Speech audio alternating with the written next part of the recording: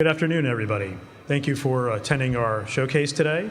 My name is Rahul Danda. I'm the Senior Vice President of Corporate Development at T2 Biosystems. It's my pleasure today to introduce Mitch Cohen, who is the Chief of Surgery at Denver Health, the Professor and Vice Chair of Surgery at the University of Colorado. He's a trained trauma surgeon and intensivist, and we're very pleased to have him speak today on the topic of rapid diagnostics in microbiology for sepsis in the ICU and the emergency department. So everyone, please welcome Mitch Cohen. Thanks, Raul, and thanks everyone for coming. I know we're in kind of a big open hall, so if you have trouble hearing me, please raise your hand or wave or something. And I'll tell you right off the bat that I'm very much an outsider here. I'm an end user. I'm not an ID doc. I'm not a PharmD. But I work and research in the area of diagnostics and work in the research in the area of precision medicine and early detection. Have a big basic science lab that works on coagulation and endothelial biology. And a big precision medicine big data group that works on early warnings of sepsis. And that's why this topic is incredibly exciting to me. And I'll say also, I'm an intensivist and a surgeon, and so I'm standing at the bedside in the emergency department or the ICU or the operating room at 3 in the morning trying to figure out who this patient is. Are they infected? Are they septic? Do they have sterile inflammation? What trajectory are they on? And frankly, the reason that I'm excited about this stuff is because we are desperate for actionable intelligence to help us take care of our patients better. So I'm going to talk a little bit about clinical acumen, which is what we've all wanted to develop in our clinical careers, right? We want to be, and I use this term affectionately, that grizzled old clinician who can look at two seemingly identical patients sitting there in beds in the emergency department and say, this guy in bed 1's okay, but this woman in bed 2, something doesn't seem right or smell right here. We better figure out what's going on and get on it. Now we have the combination of rapid diagnostics and the analytic ability to use those diagnostics to really model the head of that clinician who's been doing pattern recognition and diagnostics at the bedside for 30 years without calling it that. We call it clinical acumen. Now, in the emergency department, where I spend a lot of my time, even though I'm a surgeon, I will tell you we're cognitively burdened, right? We have the most unpredictable patients in the hospital. They just walked or got brought in the door. We have no idea what's wrong with them. And that ambiguity really costs us resources, time, but also really costs us in the ability to save lives or not save lives based on how quickly we can integrate what's going on with that patient, make good decisions, and in the case that we're talking about here, get them on the appropriate therapies and get them to the right place in the hospital where they're going to be resuscitated, treated, and whatever else. And it is the conduit to everything. And the real diagnostic problem is we have, again, two seemingly identical patients. One is totally fine and is going to just be shoved out the door.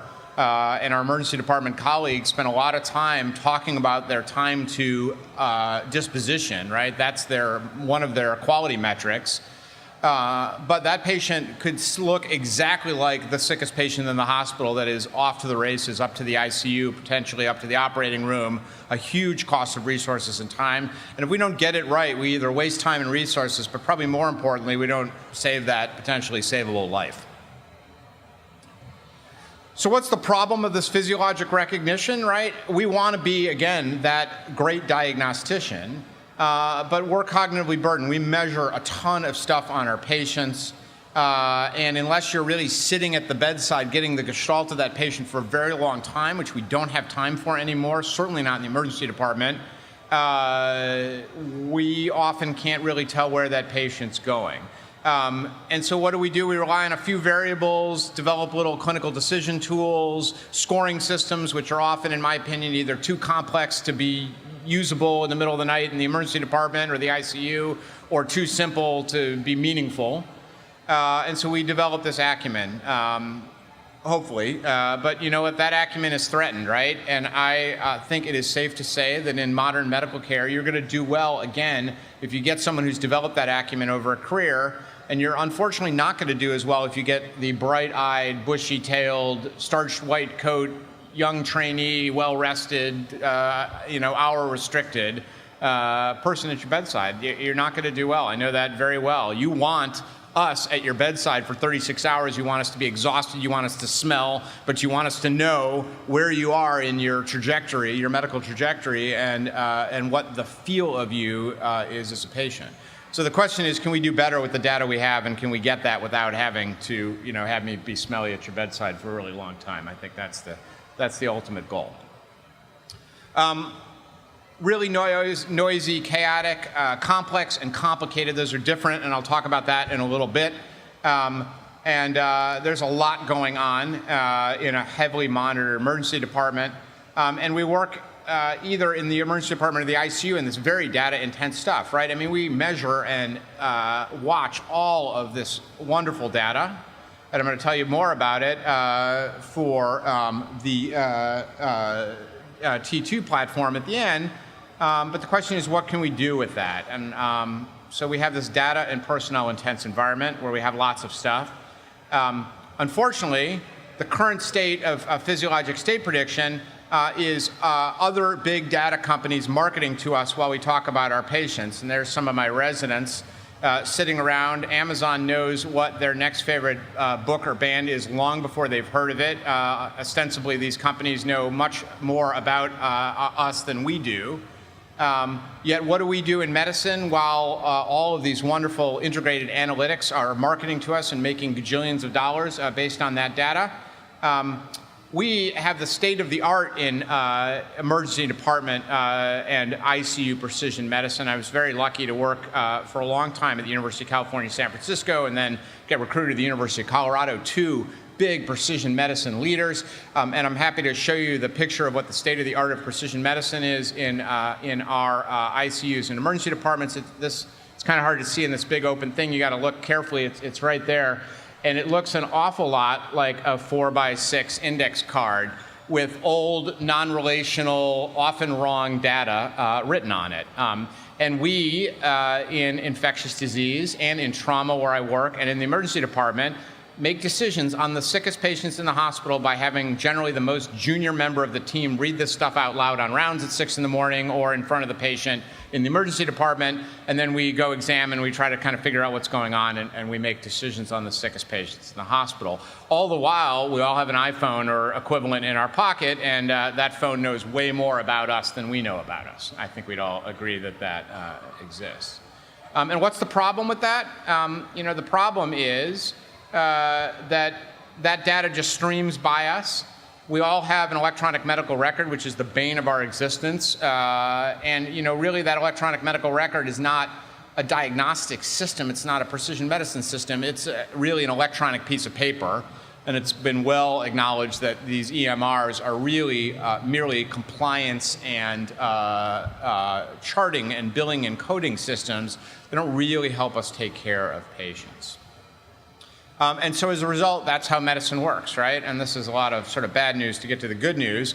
But we target one intervention while we wait for the answer, right? So that is the empiric treatment of these infected patients, right? We give fluid boluses, we give antibiotics for some diagnostic criteria, and we're fond of saying, we keep thresholds, we treat to thresholds, we keep things between the lines, and we treat univariately in a multivariate world. Now, what's the problem with sepsis? The real problem with sepsis is it's hard to tell if these patients are infected and how they're infected. And we know with data that you're all aware of being at this meeting and being experts in the field, but I'll show you some in a few slides, that if we are not on it quickly, those patients die. That's the bottom line. And if we're on it too quickly, then we contribute to resistance, or we make patients sick when they weren't otherwise, or we spend a lot of time with cost and resources. And a lot of the reason that I showed you this background of how bad it is in precision medicine is because we're kind of bound by the data that we have. We treat based on what we learn and what we have. And to date, we have pretty slow diagnostics. We have cultures on the bleeding side where I work separately, which is not the topic of this talk, but some research I do with T2. We have old conventional coagulation tests, and we fly blind, and we clearly overtreat some and undertreat others, and probably only get lucky in the middle based on how good we are as clinicians. So we need rapid treatment in sepsis when there's a real likelihood. We need to stabilize but not stop. And really what we need to know is where is this patient in their state space? What trajectory are they on? Do they need a pat on the butt and out the door, or do they need a pat on the butt and out the door with some antibiotics? Or do they need to say, this patient is on a trajectory to be being really sick. We need to mobilize the ICU team. We need to get this patient to the operating room. We need to get them on antibiotics and resuscitation and all the stuff that we implicitly know what to do. The question is, on whom do we know what to do? Interestingly, the real, the money here is, in my opinion, in the patients that are sort of in that middle or low ground, right? The sickest of the sick are obvious. Now, that said, I think there's incredible utility to know why they're sick. That's a separate topic, which we'll talk about in a few slides. But the sickest of the sick, we're off to the races. It's these occult patients that I would call that, look, could be sick, could not be sick, are the trick. We need to track them, and we need to make the best decision about where they're going to go, what resources they're going to get, and how they're going to do. A lot of discussion about, do these patients get admitted to the hospital? Do they get OBSed? Are they going to cross this 2 midnight threshold of billability? And here's a question, and here's a reason we need rapid diagnostics, right? We cannot tell this rapidly enough with culture data. It is too slow. It is not sensitive or specific enough, and it doesn't help us during the time frame. And so these patients that come in with cellulitis or wound infections, maybe endocarditis, a UTI, pneumonia, boy, wouldn't it be great if we could know very rapidly, are they sick? Do they really have this? And if so, what do they have? Not only are we going to treat them better, but we're going to know where to put them in the hospital. And this, again, comes down to this idea of clinical acumen and precision medicine. And notwithstanding the changes in our government currently, there still is there was under the Obama administration, and there still is currently a real push toward precision medicine. This idea of, can we get data about a patient? Can we integrate those analytics? Can we treat me differently than you? Can we treat me differently now than I would be in 30 minutes? This, of course, comes out of the cancer community a lot, right? Can we do omics on a tumor, and can we match the appropriate therapeutic to a patient's disease? In my opinion, that's not really the ultimate goal of precision medicine. That's, in some sense, really good pathology, right? I mean, it was somewhat akin to saying, well, we used to look at tumors grossly, and then we cut them up and looked at them, and we got this cool thing called a microscope, and then we got staining, and now we have omics. I think the real precision medicine for us in treating these patients in the emergency department and triaging them and then treating them through the critical care environment, these patients with either sterile inflammation and shock or septic shock, no matter how they got there, whether they got infected, they got shot, stabbed, or run over, they had some cancer or thoracic abdominal catastrophe, is knowing where our patients are now, which means you not only need the analytics, which we have, but you need the good data that's rapid enough to help you make those decisions, which is why I think we're all here talking about this. And then where are they going to be in 2 minutes, 2 hours, and 2 days? And then most importantly, how can I, as a clinician, modify that trajectory toward health and away from sickness or a bad outcome? So who are our at-risk patients for needing faster rapid diagnostics of bacterial and fungal infections? It's, in my opinion, it's kind of everybody, right? And again, like I said, I'm an end user. I'm the surgeon that gets called to see these patients. I'm not the infectious disease doc in the weeds about what's infected, but I need to have actionable intelligence that I can make very quick decisions. So this is all of these patients that come in and look a little sick in the emergency department, where I can't wait for cultures, and I don't want to put them all in the ICU, and I don't want to send them all at home because I know I'm going to get it wrong and I'm going to either waste resources or kill people. But all of these patients that look all the well like they have their septic, but maybe they are, maybe they're not in the ICU. all of those patients that are kind of sick and smoldering on the floor, and in my opinion, a tremendous number of patients that present to our outpatient medical colleagues where you really need triage, Do they need some antibiotics? Do they need nothing? Or do they need to go to the emergency department or even directly to the ICU in several places as fast as possible? It's the hottest topic in emergency department and hospital-based medicine, and I'll say, and I know there's a lot of talk at this meeting about that, I also, in the high-performance computing and diagnostics work that I do, we work a lot on threat mitigation, right? The next, can we be caught not so flat-footed for the next Ebola? Can we do big population screening? And what we say at every one of these meetings is not only do we need sexy, fast computers, but we really need diagnostics. We need data to go into those models, and we need it to be quick. And in my opinion, that's the real precision medicine.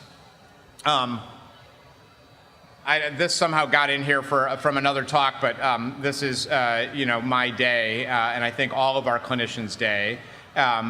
It's kind of funny, but it also sort of belies the fact that really the way we commonly treat patients, which is put them somewhere, do all this empiric stuff, come back later to see what our data shows us, that gets lost very, very commonly. While we're waiting for culture data, our sort of understanding of where this patient is and how we should be attacking them is lost. And there's a lot of literature that suggests that these handoffs and this sort of non-instant understanding of what's wrong with the patient and having to come back later or wait for data leads to bad outcomes. And this, I think, speaks to that a little bit. All right, so let's talk again about infection. Management in the emergency department is critical. Again, and I've said this before, we need to know who to admit, we need where they should go, who to discharge with a prescription, who to discharge without a prescription, and who to observe. And those patients really, really genuinely do look the same. So when we're going to admit them, are they all septic, right? Should they go to the ICU? Should they go to an OBS unit? Should they, again, be OBS in the emergency department? Should they go to the medicine team, the surgery team?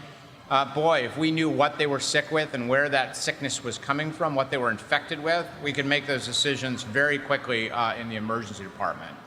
And there's, again, that literature about what's lost in a handoff. If you handed this patient off with a 5-hour diagnostic, as in this T2 product, and said, they are infected, we know that they have this bacteria from this source, and now that's the reason they're coming to you, the medicine team, you, the ICU team, going to the operating room with you, the surgery team. That care is totally different than the way medicine happens now, which is this patient is sick enough to come into the hospital, and then that medical team or surgical team sort of goes to town and reinvents that wheel at whatever location in the hospital. And frankly, it's not a dig on our emergency department colleagues who are awesome and we work with very well. It's just that they don't have, certainly in the realm of infection, enough data to know yes or no. Their whole goal is sick enough, yes or no, not infected, yes or no, and certainly not infected with what, yes or no. And that's simply because we're relying on culture technology, which is days, not hours or minutes. And no one spends that amount of time in the emergency department, if you're lucky.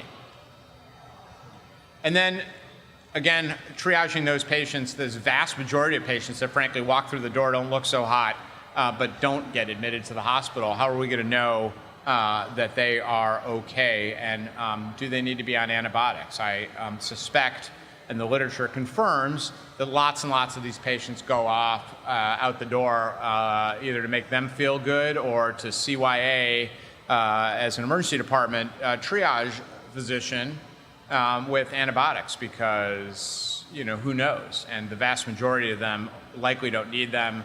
Huge costs, resistance, all the stuff that you as a community know implicitly, and I don't need to beat on. I think we talked about this already, but you could imagine every one of these patients getting if you knew, and we do know, which is the reason we're here, that in 5.5 hours you can know, is this patient infected with the big 6 bacteria and fungus? You're not going to have to wait for cultures. Every one of these patients is a triage tool and every one of these patients as a how sick are they, where are they going to go, how am I going to treat them tool, can be treated in a different way. It's funny, we, you know, and I research with the T2 group, and we're fond of saying, you know, the stuff we do in the lab will help us write papers and get the next grant and the next paper and promotion and move our students along. But really getting rapid diagnostics and doing this precision medicine stuff will actually fundamentally change the way we practice medicine. This is not an incremental little thing. This is fast enough data with good analytics so we can make totally different decisions than we have ever made in the history of medicine. So what do we need and want? Well, we need rapid results with pathogen and identification, right? Because right now, again, we're just talking about sick, not sick. We're not talking about infected, not infected, because we have no way of knowing. So our surrogate for infected, not infected is a high lactate level, some other biomarker. And frankly, despite the fact that lots of us have been working, we have not come up with the smoking gun. We want something that is sensitive. It can't be based on the blood culture. You know, it's funny, we, as a protocol, get the cultures in the emergency department, and again, not to denigrate my emergency department colleagues, but often that gets lost or not done. Why? Because they are our colleagues who are smart and awesome in both places. The place I recently worked and the place I work now, I have nothing but respect for them. We work great. It's going to sound like a dig, but they don't care because they don't see that long term. That's not in their sort of understanding of how they're going to make the decision, right? The lactate's more important than getting the culture. So even though we try to be compliant, it's often lost, and there's big literature on that exists. And we need something that's useful, you know, at any setting in the hospital, wherever these patients seem to get sick. Again, and I think this extends, even though we're here to talk about the emergency department, it extends back into the primary care physician's outpatient office. Why is this important? Again, this is totally preaching to the choir. We know that the faster we get good antimicrobial or antifungal therapy, the better these patients do. And that data is really compelling from lots and lots of places. It's not my place to re-educate you on that because you know that very well. But just a couple things. I mean, that you couldn't draw a more linear mortality curve. The longer you wait, the worse you do with antifungals. In patients that have sepsis, all of the surviving sepsis and goal-directed therapy literature over and over and over again shows that if we get those antibiotics on faster, those patients do better. And those top 5 pathogens that we're looking for are E. coli, Staph, Klebsiella, Enterococcus, Pseudomonas, that we can now, I think, much faster than culture data get this back. So the T2MR platform, which Raul, I think, can answer questions in a little bit later, can get these diagnoses, this bacterial, which is in development and almost ready for prime time, can get these big 6 bacteria in 5.5 hours. And so you have results very quickly that you're not going to get with blood culture, you're not going to get with all the ID testing, and you have actionable intelligence while that patient's still in the emergency department or as they're hitting the door of the ICU.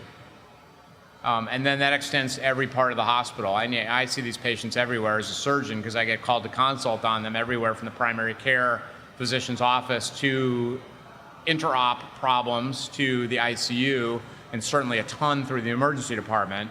And here's the question, do they have it or don't they? That is the question that I always want to know, and we are flying blind, and I think we can do better. So again, their solution is this, what I would call the big 6, that's my word, I don't know whether that's your word or not, of bacteria, which is in development, and Canada, which is FDA cleared, and a product that already exists, which gets you Canada very, very quickly, molecularly, not via culture, slow culture results. And so we could very well imagine that all of a sudden now our emergency department colleagues actually have actionable information and can really pay attention, and not just is this patient sick enough or not to go somewhere, but how are they sick and how can we really, in a precise way, treat them very, very quickly. And whether that happens in the emergency department because they're there in 5 hours or 6 hours or even 8 or 10 hours is not an unreasonably long amount of time. Or alternatively, this is cooking and that patient's certainly sick enough to need resuscitation, they go to the ICU. The ICU team, it's a whole different deal. We know what's wrong with them when they've hit us. We've already started the actual, not empiric, but very specific testing, and we're not waiting days for that medical student to read off that 4x6 index card culture results, which are often non-relational, often wrong, and we often spend a lot of time saying, wait, was that the blood culture before the blood culture or the blood culture after the blood culture, to figure out what's going on with these patients. Now we really have an ability to change the way we practice medicine. I don't want to beat on this anymore, but there are so many different types of patients. Oftentimes we don't know who they are or what they are. You know, is this patient have pneumonia or a UTI? They have cellulitis? Is it neck fash? Is this infection versus some sort of other sterile inflammation? We don't need to worry anymore. We can get results faster. And then this very, very busy chart is the last thing that I'll say. And it's not meant to read through it, but belies this whole problem. We don't really know where we're going. We don't really know because we don't really have any data, and we're trying to sort of either grapple with various flow charts or various diagnostic algorithms, or just kind of obs a patient long enough that we get an idea of where they should go. Now we can know, right? We can know they are infected, and this is what they're infected with in a short enough period of time that we go, right to the end of this chart into that red. So I appreciate you spending the time and talking about this. I'd be happy to answer questions. I was lucky enough to work in San Francisco where I had a really cool picture of the Golden Gate Bridge, but now I've got that, and it's pretty good in Colorado. I hope you all come visit, and thanks for your attention.